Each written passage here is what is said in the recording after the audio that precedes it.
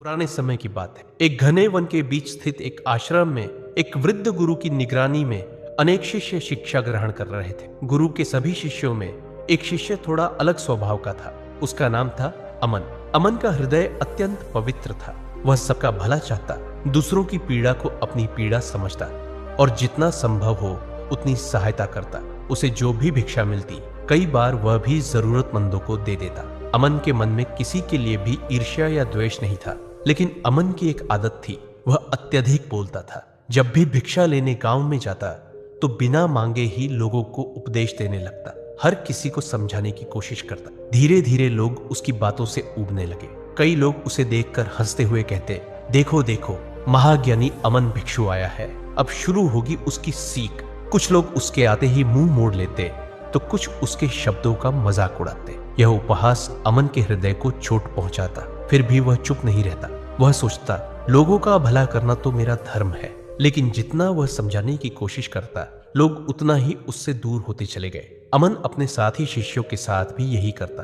कोई भी छोटी सी बात हो, वह तुरंत सलाह देने लगता, हर समय कुछ न कुछ राय देता रहता। धीरे धीरे सभी शिष्यों ने उसे एक अलग दृष्टि से देखना शुरू कर दी। अब अमन अकेला सा हो गया था। गुरु तक भी अमन की इन हरकतों की चर्चा पहुंचने लगी। वृद्ध गुरु शांत रहते, पर सब देख रहे थे। एक दिन आश्रम में सभी शिष्य एक साथ दीक्षा ले रहे थे। तभी अमन ने दुखी मन से गुरु के चरणों में बैठकर कहा, गुरुदेव, मैं सबका भला चाहता हूँ, सबको समझाना चाहता हूँ, लेकिन सब मुझे नजरअंदाज करने लगे हैं। कई लोग तो मुझसे लड़ाई तक करना चाहते थे, किंतु किसी तरह मैंने स्वयं को बचाया। ऐसा क्यों हुआ?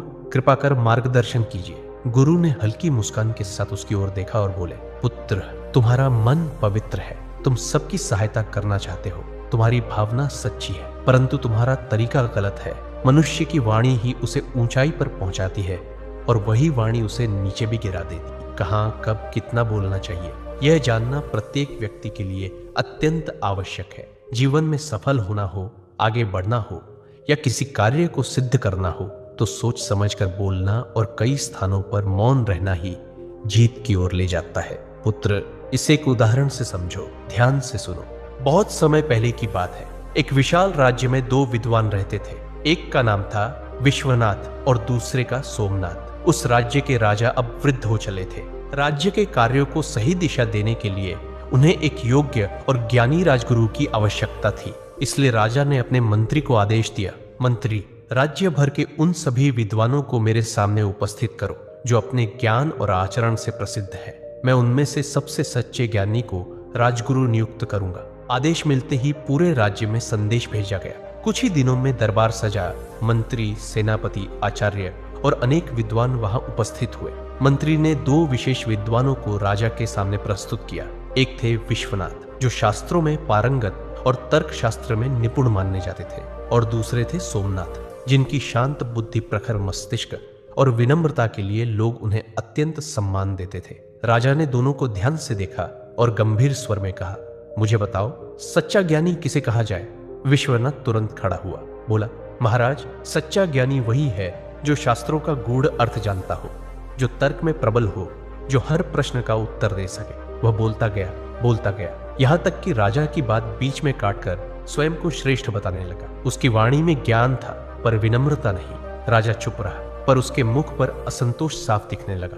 अब सोमनाथ की बारी आई। वह शांत भाव से उठा, राजा के चरणों को स्पर्श किया और बोला, महाराज, मैं कोई महान ज्ञानी नहीं हूं, पर मेरे छोटे से अनुभव ने मुझे एक बात सिखाई है। सच्चा ज्ञानी वह नहीं जो बहुत कुछ जानता है, बल्कि वह जो हर क्षण कुछ नया सीखने को तैयार रहता है। जिसके भीतर सुनने का धैर्य हो, वही सच्चे ज्ञान के योग्य है। राजा कुछ क्षण मौन रहे, फिर धीरे से बोले, सोमनाथ, तुमने कम कहा, पर पूरा सत्य कह दिया।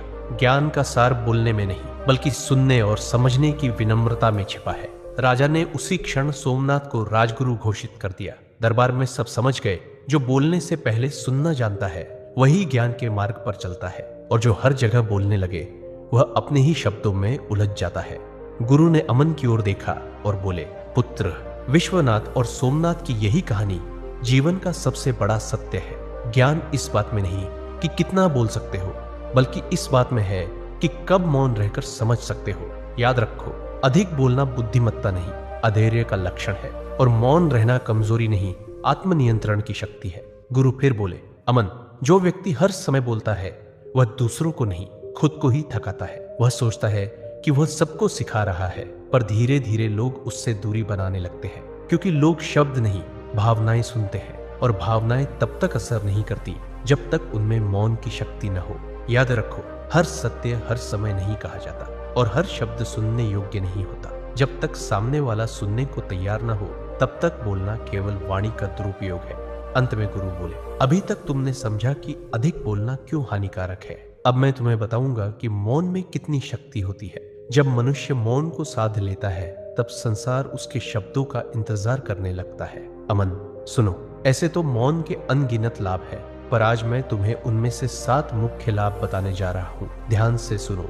अमन, मौन का पहला लाभ है मन की स्थिरता। मौन मन को स्थिर करता है। जब मनुष्य बोलना छोड़ देता है, तो धीरे धीरे उसके भीतर की हलचल शांत होने लगती है। विचार जो पहले हर दिशा में भागते रहते थे, वे अब एक जगह टिकने लगते हैं। मौन मन को वैसा बना देता है जैसे शांत झील, जहां हर चीज का प्रतिबिंब साफ दिखाई देता है। जब मन स्थिर होता है तो विचार स्पष्ट हो जाते हैं और निर्णय सटीक। अशांत मन में व्यक्ति सही को गलत और गलत को सही समझ बैठता है। ऐसे में चाहे वह कितना भी ज्ञानी क्यों न हो, उसके निर्णय डगमगाने लगते हैं। पर जब मन शांत होता है तो भीतर एक अदृश्य प्रकाश जगता है, जो दिशा दिखाता है, विवेक जगाता है। स्थिर मन वाला व्यक्ति जल्दबाजी नहीं करता, हर कदम सोचकर बढ़ाता है। इसलिए उसके कार्य हमेशा सही दिशा में जाते हैं और परिणाम भी श्रेष्ठ होते हैं। मौन का दूसरा लाभ है बुद्धि की स्पष्टता। मौन बुद्धि को गहराई देता है।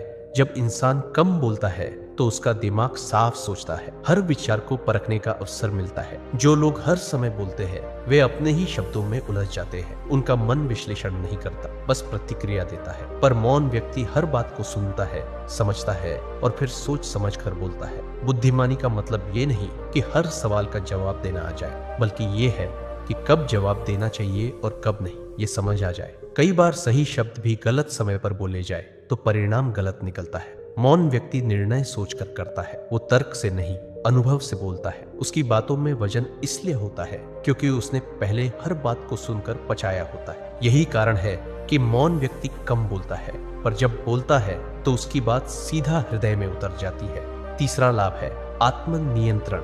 मौन आत्मनियंत्रण सिखाता है। जो अपनी वाणी पर नियंत्रण पा लेता है, वह अपने क्रोध, भावनाओं और अहंकार पर भी विजय पा लेता है। ज्यादा बोलना केवल शब्दों का नहीं, भावनाओं का विस्फोट होता है। गुस्सा, डर या जल्दबाजी, ये सब वाणी से निकलते हैं। लेकिन मौन व्यक्ति अपने अंदर की आंधी को संभालना सीख लेता है। कई बार सामने वाला कुछ कह देता है और हम तुरंत प्रतिक्रिया दे देते हैं, पर मौन व्यक्ति जवाब देने से पहले सोचता है, क्या ये जवाब देना जरूरी है? और यही एक पल उससे गलती से बचा लेता है। मौन इंसान कमजोर नहीं होता, वो खुद पर शासन करना जानता है। वाणी को रोकना वैसा ही है जैसे घोड़े की लगाम कसकर सही दिशा में मोड़ना। जो अपनी जुबान संभाल सकता है, वो अपने भाग्य को भी संभाल सकता है। याद रखो, आत्मनियंत्रण ही आत्मशक्ति है। चौथा लाभ है रिश्तों में समरसता। मौन संबंधों को मजबूत करता है। कई रिश्ते शब्दों से नहीं, बल्कि मौन से संभलते हैं। बहुत बार हम झगड़े में सही बात भी बोलते हैं, पर वक्त गलत होता है, इसलिए वो बात चोट बन जाती। मौन व्यक्ति दूसरों की बात सुनता है,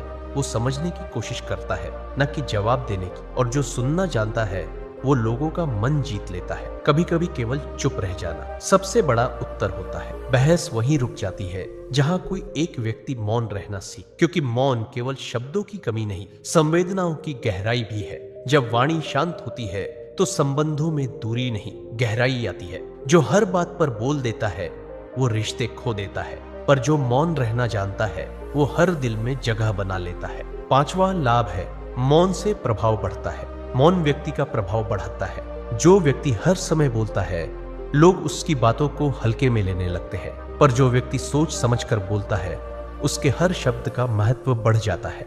मौन व्यक्ति के भीतर एक गंभीरता होती है। लोग ऐसे व्यक्ति की उपस्थिति से ही प्रभावित होते हैं, क्योंकि उसमें शोर नहीं, स्थिरता होती है। आज के समय में जहां हर कोई अपनी बात कहने को बेचैन है, वहां जो चुप रह सकता है, वही सबसे शक्तिशाली है। जब कोई मौन व्यक्ति कुछ कहता है, तो लोग सुनने को मजबूर हो जाते हैं, क्योंकि उन्हें पता होता है यह व्यक्ति बिना सोच के नहीं बोलता, उसकी चुप्पी भी कुछ कहती है। मौन व्यक्ति को खुद को साबित करने की जरूरत नहीं पड़ती, क्योंकि उसका व्यवहार ही उसका परिचय बन जाता है। याद रखो अमन, जो हर जगह बोलता है, उसकी आवाज गूंज बन जाती है, पर जो मौन रहता है उसकी उपस्थिति ही संदेश बन जाती है। गुरु ने कहा, अमन मौन का छठा लाभ है, आध्यात्मिक शक्ति।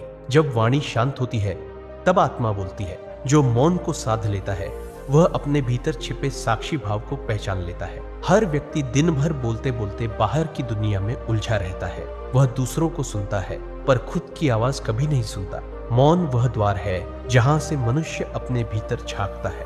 वह देखता है, कौन हूं मैं? क्या वाकई जरूरी है जो मैं सोचता या कहता हूं? जब वाणी शांत होती है तो विचार गहराई में जाते हैं। वह भीतर की शांति से जुड़ जाता है। उसे एहसास होता है कि जीवन केवल बोलने का नहीं, महसूस करने का भी नाम है।